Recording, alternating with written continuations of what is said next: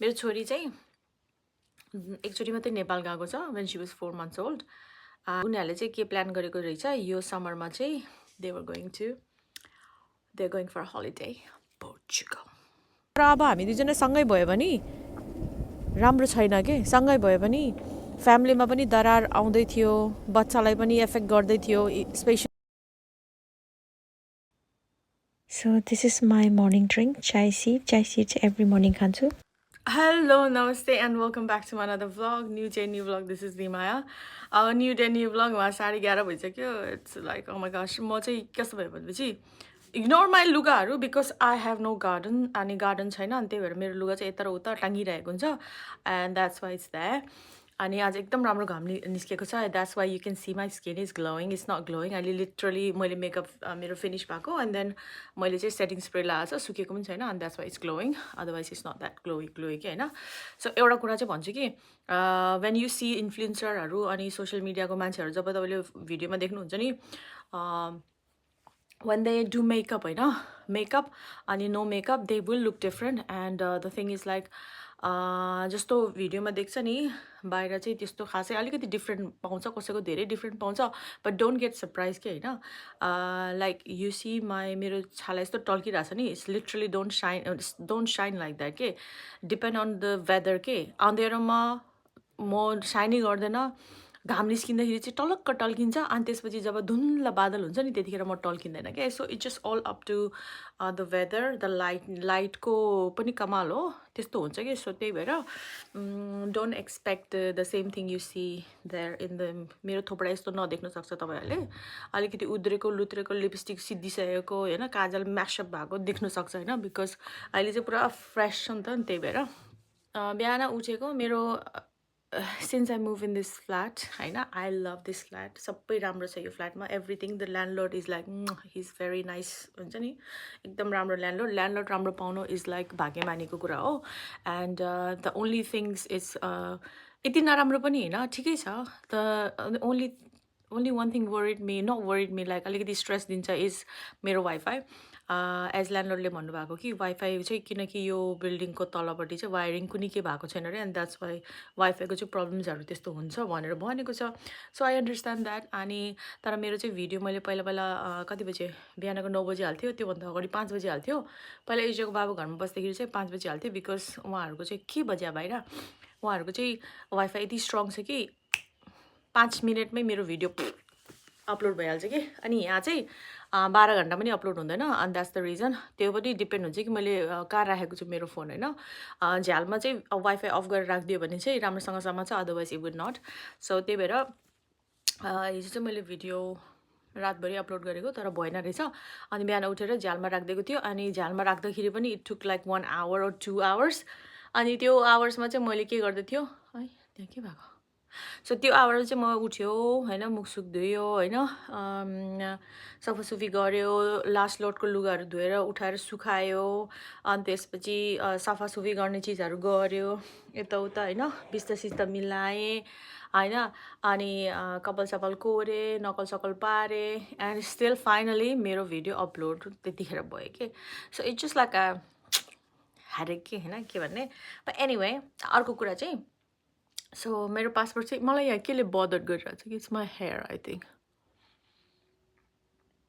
Okay that's done so मेरो passport चाहिँ मैले रिन्यू गर्नेको चाहिँ फर्स्ट रिजन चाहिँ के भन्नु न के अरे मम्मी ड्याडीलाई बोलाउने भनेर थियो होइन बट देन मम्मी ड्याडीलाई बोलाउँदाखेरि चाहिँ पासपोर्ट रिन्यू गरेकै पर्दैन ओल्ड पासपोर्टले नि चल्छ वी जस्ट निड योर हुन्छ नि यहाँको भिजा स्ट्याटस मात्रै चाहिन्छ भनेर भिजा स्ट्याटसले काम गर्यो एन्ड देन पुरानो पासपोर्टकै मैले फिलअप गरिदिएको थियो अनि मेरो छोरी चाहिँ एकचोटि मात्रै नेपाल गएको छ when she was 4 months old and मैले अस्ति नै उसको पासपोर्ट पनि रिन्यू गरेको थियो and now she's a big girl she's 7 years old the whole family member एजाको उतापट्टि फ्यामिली मेम्बरमा दुईवटा आन्टी एउटा अङ्कल छ अनि सबै अङ्कल आन्टीको बच्चाहरू मिलाएर 2 2 4 5 6 जना हुन्छ एजालाई मिलाएर नि 6 जना बच्चाहरू अनि अङ्कल आन्टी त्यस्तो छ होइन एन्ड उनीहरूले चाहिँ के प्लान गरेको रहेछ यो समरमा चाहिँ they were going to they're going for a holiday. Portugal ko holiday जाने रे, and this is gonna be my daughter को first time ever flight. First time त भन्दैन, second time हुन्छ, but this is her first time हुन्छ नि, उसले आफै हुन्छ नि बुझ्ने, अब त उसले बुझ्छ नि त, she know about everything. अब उसको लागि चाहिँ फर्स्ट टाइममै भनौँ न होइन. So she is very excited. उसलाई चाहिँ उसलाई फ्लाइटमा फर्स्ट टाइम फ्लाइटको त्यो एक्सपिरियन्स हेर्नु मन छ अरे. प्लस उसलाई उसको कजनहरूसँग हलिडे जानु मन छ अरे. पहिला पनि जानु त गएको थियो, बट इनसाइड युकेमै गएको थियो.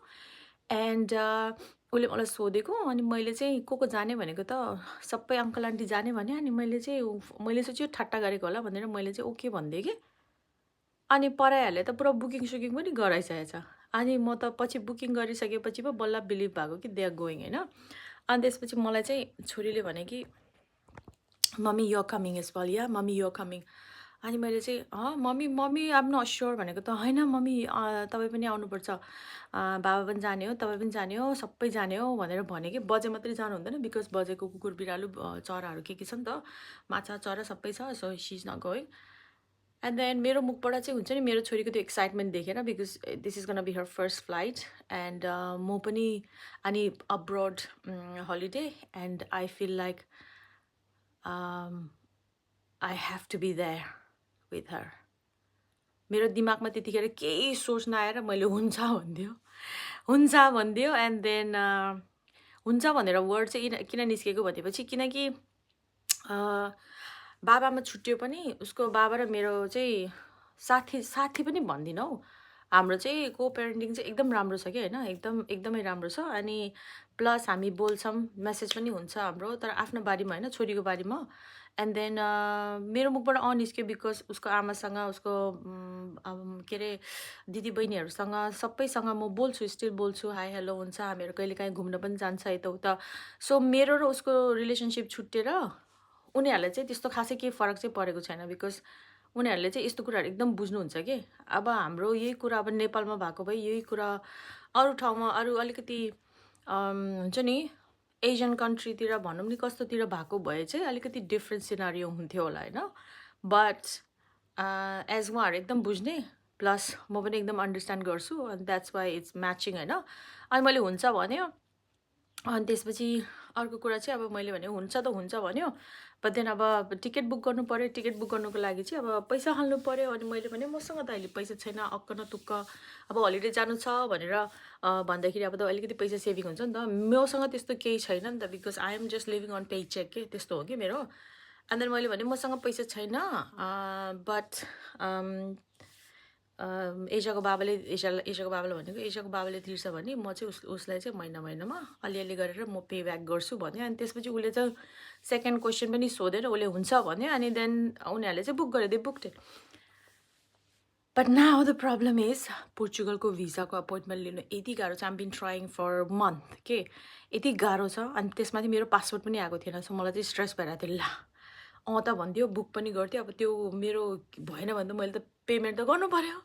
So I was so stressed. And then passport त आयो.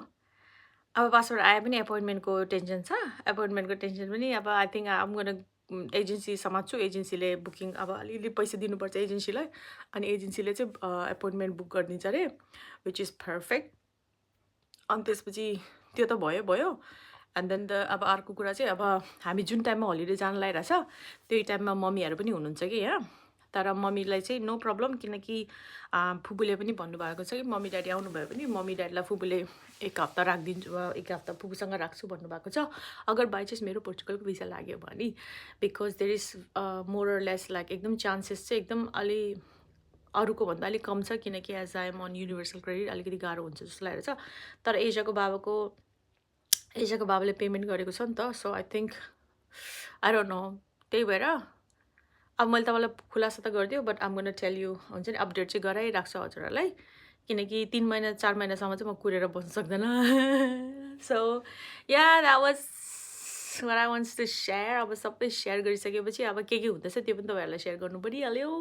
Anyway yes, let's go to work. It's time to go to work. Time भयो, लेट्स गो. अघिसम्म त ठिकै थियो, but then I change my hairstyle because त्यो कपाल यताबाट यता आएर मेरो गालामा टाँस्यो. there, it was so uncomfortable. So I just did it like that. किनकि मैले चाहिँ आधा कपाल चाहिँ नि यसो लिएर पछाडि पान्छु कि त्यही भएर. So it's not on my face. Anyway, let's go. Nice and sunny. Sunday is normally कस्तो क्वाइट हुने कि. Saturday is very busy. एकदमै चा चा चा चा चा चा हुन्छ. Sunday is very quiet. निस्किनु त निस्क्यो. Then I realized I'm a bit early. मान्छेहरूले सोच्नु सक्छ कि यस्तो राम्रो रहेछ फ्यामिली यताउता सबै राम्रो रहेछ किन सँगै नबस्नु भएको किन छुट्टिएको भनेर क्वेसन आउन सक्छ बिकज राम्रो छ राम्रो छैन भन्दिनँ राम्रो छ उनीहरू एकदम राम्रो छ मान्छेहरू होइन but the thing is like हामी अब अहिले सँगै छैन अनि त्यही भएर हाम्रो रिलेसन राम्रो भइरहेछ रिलेसन भन्दा नि हाम्रो पेरेन्टिङ राम्रो भइरहेछ तर अब हामी दुईजना सँगै भयो भने राम्रो छैन के सँगै भयो भने फ्यामिलीमा पनि दरार आउँदै थियो बच्चालाई पनि एफेक्ट गर्दै थियो स्पेसली हाम्रो लाइफलाई एकदम एफेक्ट गरिरहेको थियो जसले गर्दाखेरि चाहिँ यो डिसिसन लिनु परेको अनि डिटेलमा भन्नु चाहिँ अलिक गाह्रै हुन्छ बिकज आई डोन्ट वान्ट हुन्छ नि डिटेलमा भनेर एकअर्काको हुन्छ नि गल्ती मेरो पनि छ उसको पनि छ मेरो नराम्रो के होला पोइन्ट उसको नराम्रो पनि छ दुईटैको म्याचिङ भएन त्यसले गर्दाखेरि चाहिँ आई थिङ्क दुईजनै सँगै नभएको चाहिँ सबैको लागि राम्रो हाम्रो लागि मात्रै होइन बच्चाको लागि स्पेसली अनि सबै परिवारको लागि पनि राम्रो अहिले चाहिँ उसलाई पनि एकदम ऊ पनि एकदम शान्त ऊ पनि एकदम स्ट्रेस फ्री म पनि एकदम स्ट्रेस फ्री अनि बच्चा पनि एकदम ह्याप्पी छ होइन बच्चाले चाहेको चिजहरू हामीले गरिदिरहेको छ भनेपछि आई थिङ्क लाइफलाई हामीले चाहिँ स्ट्रेस फ्री भएर बाँच्नु राम्रो हो न कि त्यो हुन्छ नि अर्काको समाजले के भन्छ अरूले के भन्छ या अरूलाई देखाउनुको लागि हुन्छ नि बच्चालाई एफेक्ट हुन्छ बच्चाको लागि भए पनि सँगै बस्नुपर्छ भन्ने भन्दा पनि मेन चाहिँ तपाईँको हेल्थ तपाईँको मेन्टल इस्युलाई चाहिँ अलिकति नै धेरै सोच्नुपर्छ कि आफ्नो तपाईँको मेन्टल पिस छैन भने तपाईँले के भन्छ राम्रो हुँदैन कि मलाई त्यस्तो लाग्छ होइन I been through in that situation अनि हामी दुवैजनाले बुझेको छ अनि त्यही भएर त्यस्तो भएको नत्र भने अब सबैको छुट्टै स्टोरी हुन्छ मेरो छुट्टै छ जहाँसम्म लाग्छ मेरो चाहिँ एकदमै